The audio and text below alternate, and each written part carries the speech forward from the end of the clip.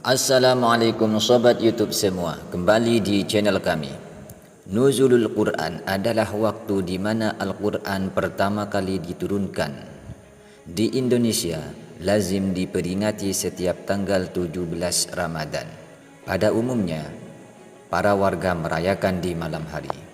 Hampir di seluruh tempat di Nusantara mengadakan seremoni layaknya memperingati Maulid Nabi, Isra Mi'raj, dan hari besar Islam lainnya.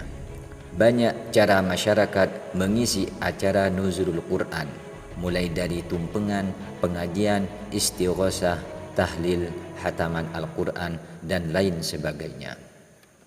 Sementara itu Allah menegaskan bahawa Al-Quran diturunkan pada malam Lailatul Qadar, yaitu malam paling spesial di bulan suci, malam yang sangat diharapkan seluruh umat Muhammad SAW. Ia lebih baik daripada 1000 bulan.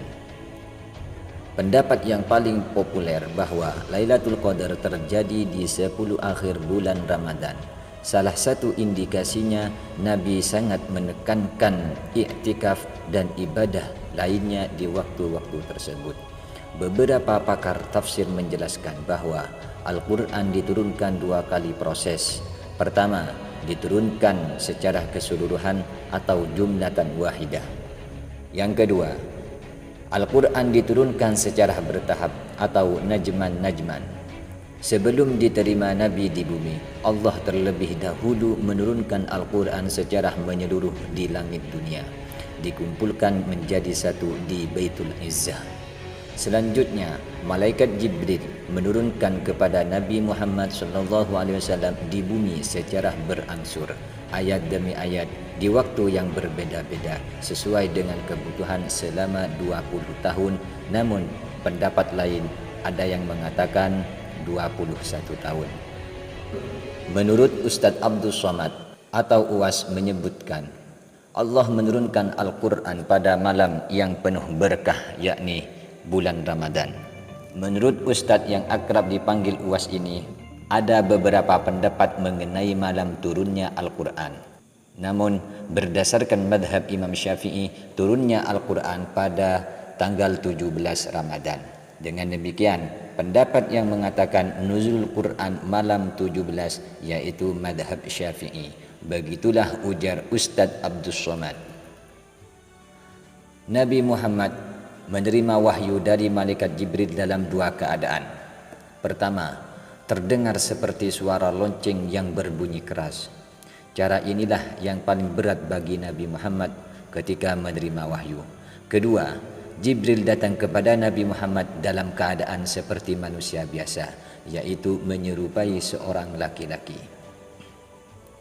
Nabi Muhammad SAW menerima wahyu sampai badannya menggigil.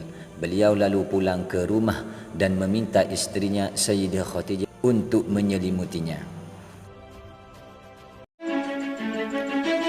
Budayakan menonton sampai selesai agar tidak gagal paham. Selain itu, lewat ceramah yang diunggah saluran YouTube Bujang Hijrah pada 20 Agustus 2017, Ustadz Abdul Somad mendapatkan pertanyaan dari jamaah tentang hukum merayakan malam nuzul Quran. Pertama-tama, Ustadz Abdul Somad pun menjelaskan tentang apa yang biasanya diperingati sebagai hari-hari besar umat Islam, seperti Tahun Baru Hijriah, Maulid Nabi, Nuzulul Quran, Isra Mi'raj, yang mana semuanya itu diisi dengan pengajian.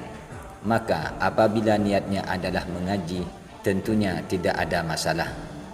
Maka apabila niatnya adalah mengaji, otomatis tentunya tidak ada masalah tentang perayaan Nuzulul Quran tersebut.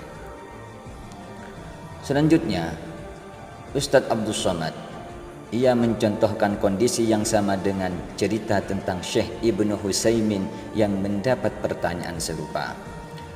Syekh Husaymin mendapat pertanyaan tentang hukum seorang khatib yang berkhutbah berdasarkan momen. Kebetulan bulan Muharram dia cerita hijrah. Kemudian bulan Rabiul Awal dia cerita hari lahir Nabi. Apabila kebetulan bulan Rajab dia cerita tentang Isra Mi'raj.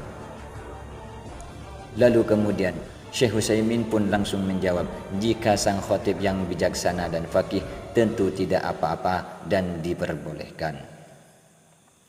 Terakhir, Ustadz Abdul Somad atau UAS berpesan agar tak membuat heboh tentang hukum peringatan hari-hari besar umat Islam tersebut. Yang penting pokoknya tetap buat peringatan yang diisi dengan pengajian, membaca Al-Quran, istighosah, tahlil dan lain sebagainya.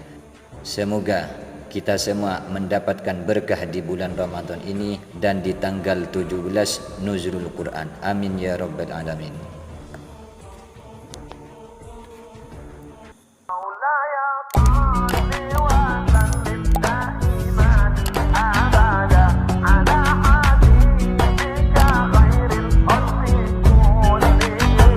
مولاي صل وسلم دائما أبدا على حبيبك خير الخلق كلهم مولاي صل وسلم دائما أبدا على حبيبك خير الخلق كلهم مولاي صل وسلم دائما أبدا على حبيبك خير الخلق كلهم